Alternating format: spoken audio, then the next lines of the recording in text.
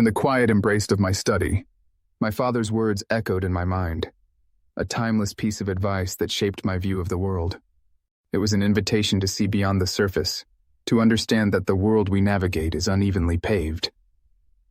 As I sat in the solitude of the room, I recalled the countless times I had become a confidant to the restless souls, each seeking solace in the unspoken promise of my silence.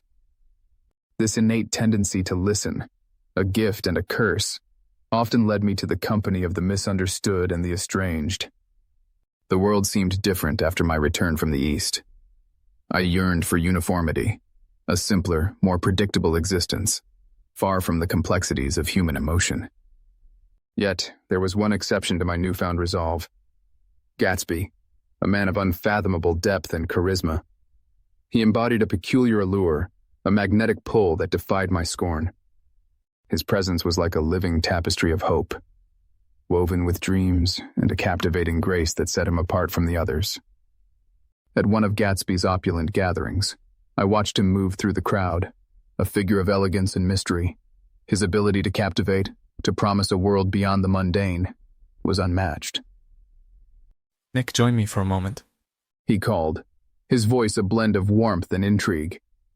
As I stood by his side, I felt the weight of my father's words, the reminder of the uneven gifts life bestows upon us.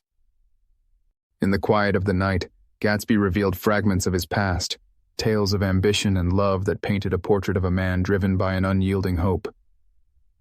"It's the dream, Nick, the pursuit that defines us," he confided, his eyes reflecting the stars above. It was then I understood the essence of Gatsby, a man whose dreams, though grand, were haunted by the shadows of reality.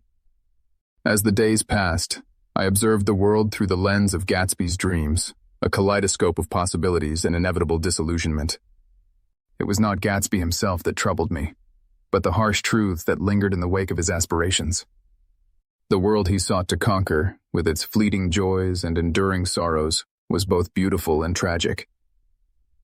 In the end, it was not Gatsby who faltered, but the world that preyed upon his dreams, leaving behind a residue of dust and disillusionment.